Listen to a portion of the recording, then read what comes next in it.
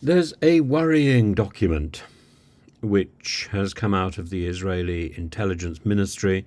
It may be true, it may be false. It was leaked into an Israeli news outlet called Sicha Mechomit, and it shows plans to expel Gaza residents into the desert of Sinai's peninsula, never to return.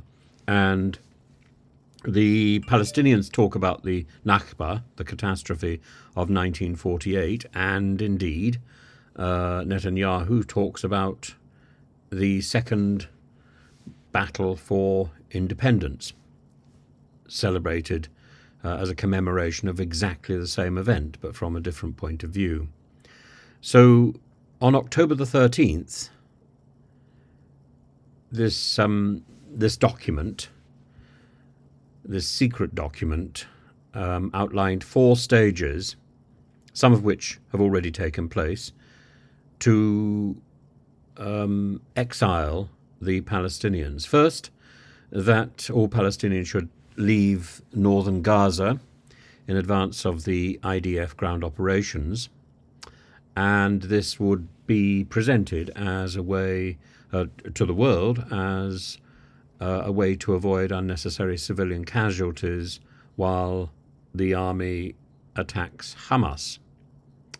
Secondly, the IDF will begin land assaults, moving from the north to the south down the Gaza Strip, together with sustained airstrikes to physically clear Palestinians, essentially bulldozing people off the land. That's already underway too, with Israeli tanks closing in on Gaza City.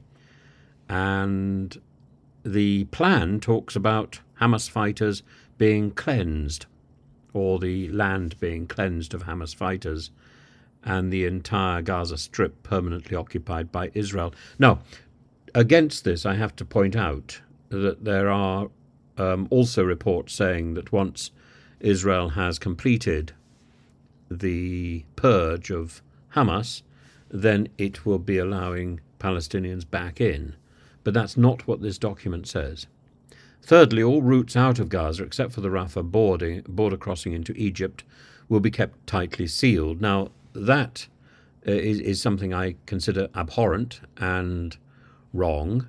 I think Israel should be opening its borders to Palestinian refugees, and I think that should have been happening from day one.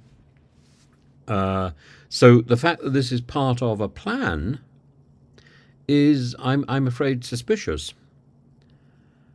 Fourthly, if Egypt will take the Palestinians, which now appears to be doing so, Israel would construct tent cities in northern Sinai and eventually build whole cities to permanently resettle the people who've been expelled from their homes and their land.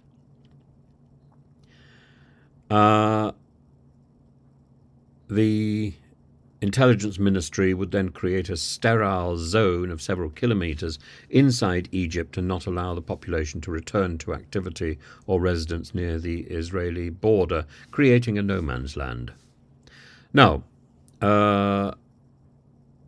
it's the authors of this document talk about motivating Palestinians to leave Gaza, to give up their lands, through propaganda. The messages should be talking about the loss of land, making it clear there's no longer any hope of returning to these territories that Israel will occupy in the immediate future. And at the same time, there's also a suggestion, which seems to me to be potentially crazy, that there should be some sort of religious understanding in the propaganda that people have lost this land. God has directed the land to be lost because of the leadership of Hamas, and therefore they should be seeking help with their Muslim brothers elsewhere. Now, I don't know whether this document is genuine. Owen Jones has seen it and is extraordinarily concerned about it. I must say I'm concerned about it. Even if it is genuine, and as I say, I'm not completely convinced that it is, but even if it is genuine, I'm not convinced that it represents the view of the Israeli government. I think it may well just be a Likud document that has been drafted for consideration. But of those 4 points, the fact that the first and the second are already underway is worrying. But then the first and second would already be underway with any form of ground maneuver into Gaza. And having opted for the siege and for this sort of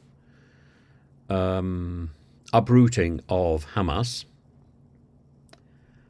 I think it's very easy to allow for Netanyahu to allow for the speculation that is present in a document like this. This is abhorrent, but I think we must wait for tomorrow and see how much of this is rejected and what Egypt's response to this will be, because undoubtedly there will be serious consideration about this document. This is not secret any longer. And equally, I think this is the sort of document, this is a sort of propaganda document that might well be dismissed, that might well have been concocted to be placed in the public arena, either by the Israelis to foment anxiety, or indeed by Hamas to suggest that Israel is even worse than it appears. But this is like the bombing of the hospital, like the bombing of the Baptist hospital, apparently by a misfiring rocket. It doesn't matter who pulled the trigger. It doesn't matter whose missile hit that hospital. This would not be happening without Netanyahu's decision to lay siege to the area. That is the error. And all manner of propaganda, all manner of manipulation is a result of that single decision. I think Netanyahu is wrong. I've always thought Netanyahu was wrong. But at the same time, I also think that Israel has a right to self-defense, and Israel has a duty to recover the hostages. And I have no qualms at all by saying that Hamas is a terrorist organization that conducted a terrorist atrocity on the 7th of October. But Netanyahu has squandered the goodwill of the West in his approach to a response. The siege that he's opted for is the wrong response to this problem. Number one, I don't think it will work. And number two, I think it will foment a greater organization than Hamas, if Hamas is destroyed. And I strongly suspect Hamas itself will not be destroyed by this. So I don't think it will achieve what the Israeli government hopes it will achieve, and I think it stores up problems for the future. Now is the time to be negotiating for the hostages' release, to indeed carry out a certain amount of military activity. But essentially, if Israel wants peace with the Palestinians, which I think it has to, then that means negotiating not only with the Palestine Authority in Ramallah, but it also means negotiating with whatever remains of Hamas. And a Hamas hardened by this level of destruction is going to be much harder to negotiate with. I think Netanyahu is leaving a rod for the back of his successors.